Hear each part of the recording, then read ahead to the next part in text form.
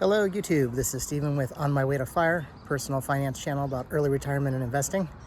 And today's topic, I want to talk about avoiding FOMO, comparison, and just being happy in your own world. We live in an age of instant comparison, whether it's on Instagram or YouTube or Reddit or any of these sites. I think a lot of us can find ways to be happy in our own little bubble, our world that we live in day to day. And sometimes we can get derailed or even discouraged after, seeing somebody else living their best life is kind of the comment that best comes to mind to describe this kind of thing. And I think the thing we need to do to keep in mind is to always, keep things relative to our own world. Those people are posting things that are filtered or selectively edited to present the best parts, and you don't see the bumps in the road to get to those places. So in my world of early retirement and what I'm trying to do, I'm just plodding along, hitting milestones. And sometimes that grind period in between those milestones can be a bit slow and boring. And there's really no excitement or celebration to share with people. So you just got to keep going. You don't get caught up in comparing your situation to somebody else's because you don't really know the factors that go into their life. And so I want to center this more closely on, viewing stories that I see on Reddit and posts that I see on that website. There's been a big increase in posts saying, I feel behind, I'm not as far as I should be by such and such age. And, I look at the balances just out of curiosity to see what they're talking about. And, it could be a little on the low side, could be even on the high side, and they're still feeling discouraged. And, I haven't posted my specific information on there. I might do it, I might not, I don't know, but I don't really need validation from strangers.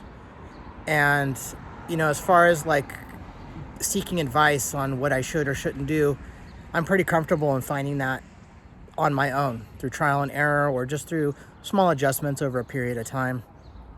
And I think a lot of it just comes down to wanting to be heard, wanting to be included in a community. And, Reddit's anonymous versus like Instagram that's going to have your handle and your information on there. So I just find it interesting though that there's been a large increase in the last year of people saying, how am I doing? Or I'm not doing as good as I should be, or I feel behind. And I just felt a need to address that. A takeaway I get from that is a lot of regret in earlier years. They might be in their 30s or even 40s or 50s.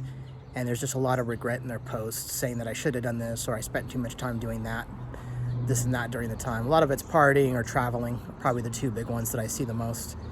And, you have to live your life.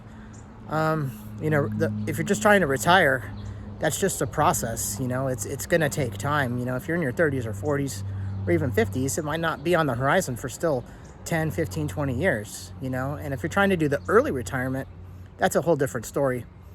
But I think a lot of it just comes out to feeling tired, bored with their job, maybe not feeling like they're advancing as much as they should. And you just get into this mindset of I'm done with everything and I don't want to deal with it anymore. And I get it. I can see how it gets to that point. So I do little things like take a morning walk, really savor that first cup of coffee in the morning. Spend time with my dog, spend time with family and friends when I can. Catch up with friends on text. Practice music. I play guitar. Try to write music, play cover songs, that kind of thing. But you got to have outlets in addition to the early retirement mentality to keep yourself sane.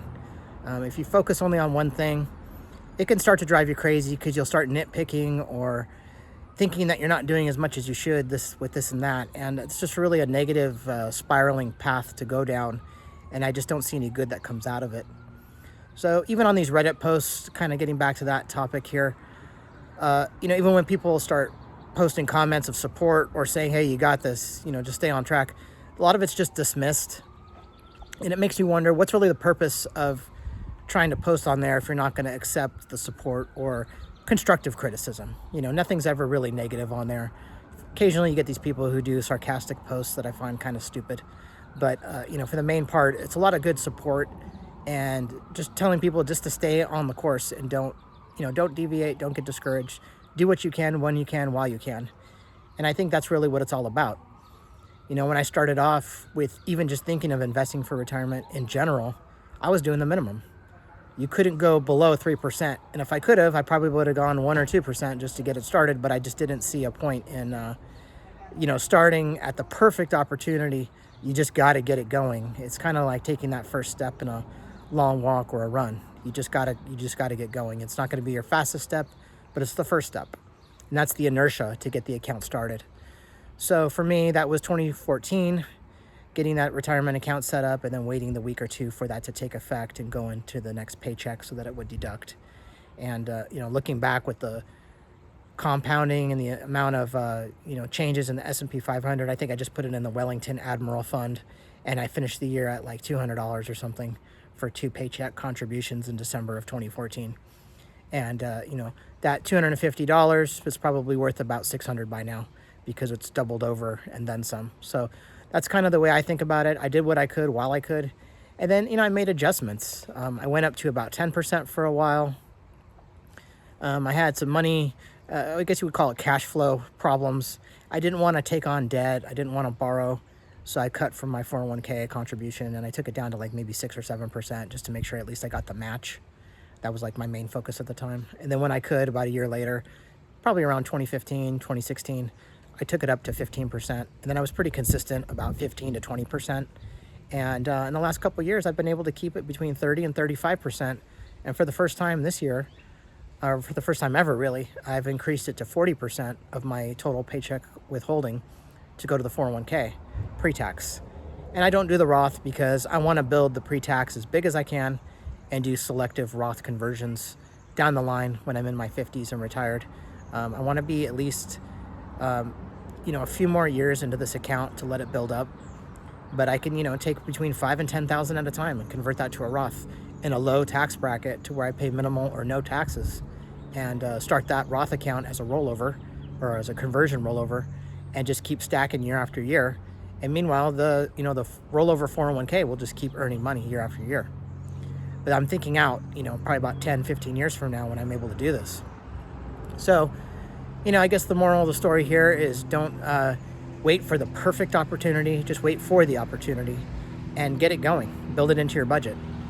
And if you have a money problem down the road to where you need to reduce it or cut it off entirely, you could do that, but just keep it in mind that you want to get it going as soon as you can once you get past that period. You don't want to be taking payday loans at high interest rates or borrowing against your 401k later. That just defeats the whole purpose of having it. I know it's there if you need it for an emergency, but it's really something I would never consider. So anyway, when I think of all these things and I see these Instagram accounts of people on fancy vacations or whatever the situation is, I just don't let it get to me. I'm living my life to the best of what I can do. Take a break here and there. Try to, savor the moment when I have a good thing to celebrate. But for the most part, I'm not caught up in comparing myself to other people. And you can be happy for other people, but you can also be detached enough to where you don't get jealous about it. And I think that's just something that comes with age. You can be happy for somebody from afar, but you're not directly jealous about it or, envious of the situation because you don't really know the whole specifics of what's going on with them. So with that, just want to wish you all a good, happy trading from the month of May. Looks like we may have another good week on tap, at least as far as the futures from what I just read. There's a possibility of the U.S. escorting ships through the Strait of Hormuz, and that will help with easing some of the supply concerns with the oil because it really hasn't been able to travel the last couple months. So I'll be interested in following that story. I did sell a lot of oil-related stocks in the last week, and I got a good return. It could go up a little bit more, but I figured it's not worth the risk in case something happens. I might miss somewhere between 2 and 10%, but I don't really think I'll miss more than that. And my focus right now is just rebalancing profitable positions in my taxable brokerage account and moving that money into my Roth IRA. And, I'm hitting these goals earlier than I was last year. So when I do comparison, I just compare to myself and what I'm capable of and what I've done in the past. And if I have to adjust things a little bit and go a little slower one year compared to another, that's fine. I'm still on track. I'm further ahead than a lot of other people. And, I'm doing my own thing. And I'm not going to worry about it. So we'll see you in the next video. Have a good one.